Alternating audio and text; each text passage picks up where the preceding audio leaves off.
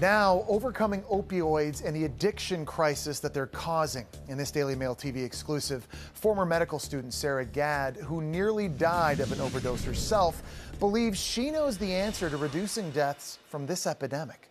I was in a coma for about a week, and I had to have surgery on my leg. I had multiple rib fractures. My pain was pretty significant. Sarah Gadd is describing the aftermath of her horrendous auto accident back in 2012.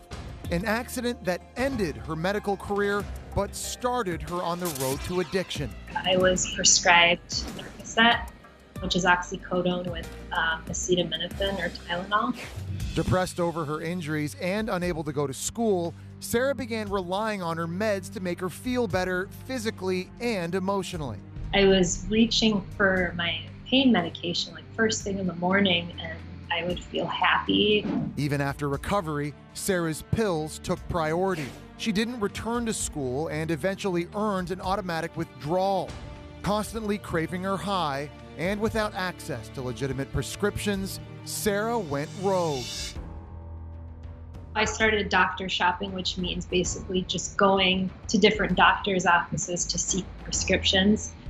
It didn't take long for doctors to figure out Sarah's scheme and flagged her chart for drug seeking. And that's when things turned criminal. I started forging prescriptions. Between 2013 and 2015, Sarah's addiction and the nonviolent crimes she committed to perpetuate her drug habit landed her in rehab and jail several times. But it was Sarah's final jail stay that proved nearly fatal. She was only incarcerated for 5 days, but suffered excruciating withdrawal symptoms. When she was released, Sarah immediately got high to relieve her pain. I found my secret stash and I just took all of it at once. But with her tolerance down, Sarah overdosed and nearly died. EMT workers injected her with a drug called Narcan that saved her life. During Sarah's hospital stay for the overdose, she was introduced to another drug called Suboxone, and that proved life-changing. I was amazed that 3 days later, when I was discharged from the hospital, I had virtually no cravings. Most treatment programs emphasize abstinence, but Sarah believes Suboxone and other drugs like it are the real answer to beating opioid addiction. Thanks to this medication-assisted treatment, Sarah has been off opioids now nearly 4 years. But many addicts aren't as lucky as Sarah. She knows at least 7 women who have died from overdoses because they had no access to the life-saving treatments. Sarah's life is now back on track. She's traded medical school for law school and is a fierce advocate to get drugs like Suboxone into correctional facilities across the country. Opioid addiction, it does not have to be fatal. It's actually very treatable. It's a disease.